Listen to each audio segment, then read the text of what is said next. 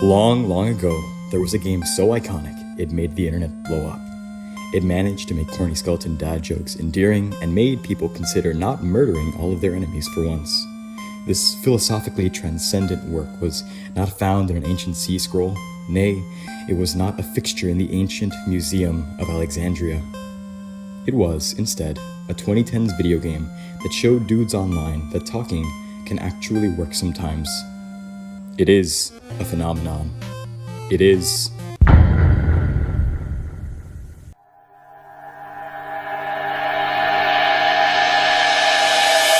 determination, the indomitable force within every human spirit, within our souls. This concept, at the core of the story of Undertale, spoke to me. In fact, all of Undertale resonated with me on a deep emotional level that not every game manages. It took me on an incredible journey I won't soon forget. Hey everyone, Chris here, and welcome back to another video, and today, we're talking Undertale. So, I finally gave this interesting little game a shot in 2024 thanks to external circumstances. That's quite a while after its initial release, but trust me when I say it was well worth playing. Look, at the end of the day, in this video I'm not going to say anything revolutionary about this critically acclaimed game with a massive black hole of a fanbase. What I might be able to do though is shine some light on my experience with it and why I came to adore this indie RPG legend. I played Undertale on Switch just a few years back, but it's been on my radar for years. Oddly enough, I believe I first encountered the game with DanTDM's Let's Play. I must have only watched the first episode or few, but regardless, it proved interesting enough to stay in the back of my mind. The internet seemed to have agreed with me because this game is massive. Even as I was a huge fan of other 2010s internet video game hits like FNAF though, I never fully dived into Undertale. I'd seen an animation or part of a game theory on it here or there, but never enough to really consider myself a full fan. Eventually, in a period of time when I was totally out of the video game space entirely, I received the game on Switch as a Christmas gift. This game in particular has a lot of significance to me because of when exactly I received it. Because of where I was in my relationship to this interactive wonder of a hobby at that time though, I played it like once and didn't continue on. I'd try again at some point, but likewise didn't even make it past the ruins. And the thing is, I love Toby Fox's work. Deltarune Chapters 1 and 2 are some fantastic gaming experiences I absorbed and adored, and here was another game in that same vein and style I didn't touch because, well, why would I? I had other games to play. It wasn't until after a friend of mine brought up me playing the game a couple of times and the fact I'd never even made it past the ruins that I was finally put in a situation where I could give the game my full attention. I was on a trip I'd only be taking my Switch to, and after 2 days and a half of Sonic Frontiers, I decided to finally try out Undertale. Needless to say, it enveloped basically the rest of the trip for me. I watched YouTube analysis videos and game theories. I did research on little tidbits about the game. My homepage on YouTube started to flood entirely with Undertale stuff, which was awesome. If I was having trouble with a boss or wanted to see different alternate paths with characters, I could. I did a true pacifist route, but man have I experienced a lot of this game even just with that one playthrough. But okay, let's actually talk about the game. I might dive into Undertale again one day, but for now, here are my thoughts after having completed a pacifist run for the first time. Undertale can be sort of ugly, right? I love pixel art as much as the next guy, but this game ain't exactly Sonic Mania.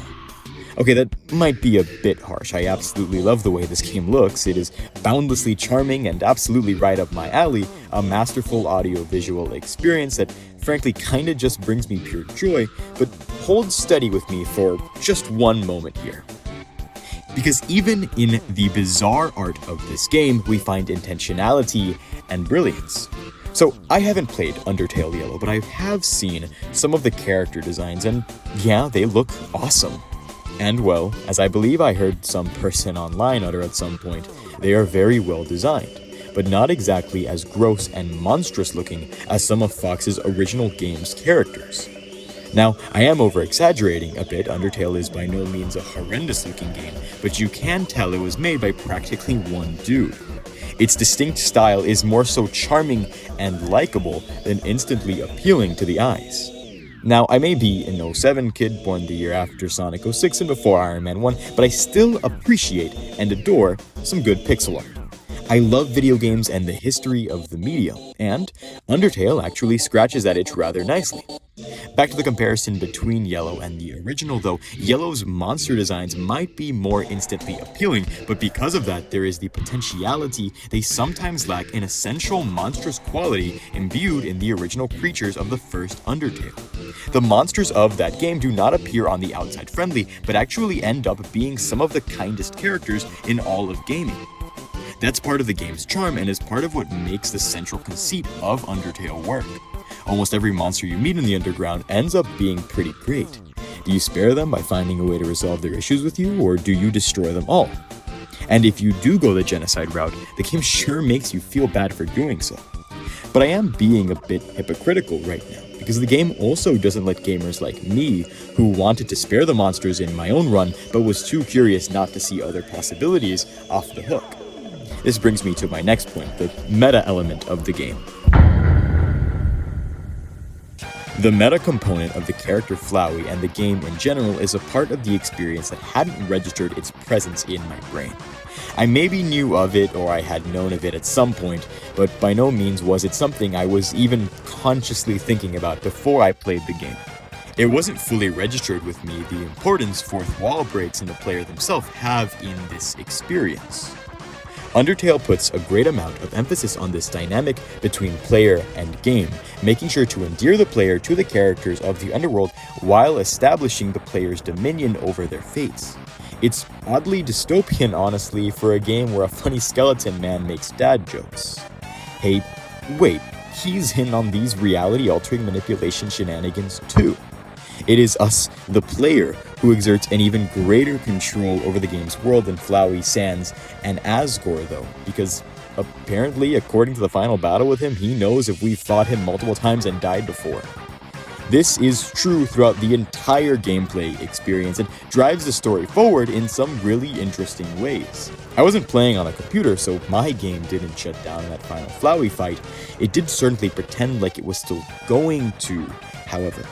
And as for Sans, as we just mentioned, along with Flowey, he has some of the most interesting content in the game. His mysterious origins, the weird lab thing behind his house. I didn't put in the effort to reload my save file multiple times to access the secret area in the game, but I did watch a YouTube video on it. I'd gotten past that point in the game by the time I remembered the room existed, and I was not about to go back. Even so, though, there's quite a bit of neatness there to discover. Indeed, the meta elements of Undertale underscore its big ideas and concepts. It is something the game does incredibly well. It works. When I finished the game completely and booted it back up, Flowey pleaded with me. I believe he said something along the lines of, if you reset the game and undo the happy endings you've given these characters, I'll reset too.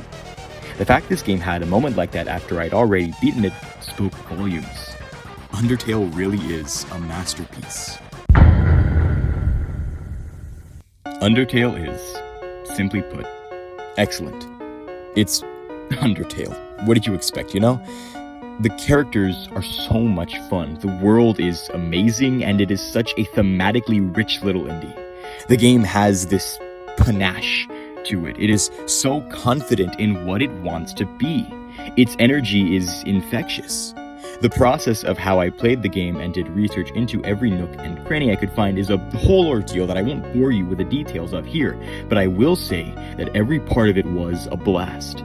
Every part of playing and experiencing Undertale was a blast. Whether it was learning about the secret boss fights, Sans' secret lab, or the differences between console versions, every time I learned something new, it was utterly exhilarating.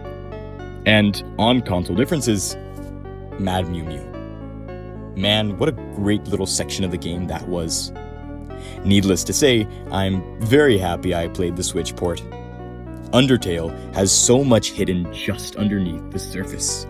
It's also peak, honestly, it really is. It's just beautiful enough to fill you with determination. So looky here, my wonderful viewer, you've heard my opinion, and that's all well and good, but Undertale has an absolutely humongous fandom. So many people truly adore this game, one among them being a close friend of mine. So without further ado, here's some delightful yap from a good bud. Take it away, pal.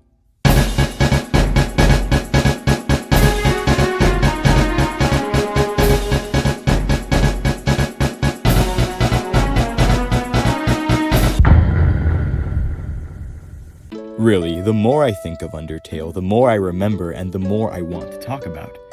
Mayhaps deeper story, character, and thematic analyses will come down the road, but this is what we've covered today.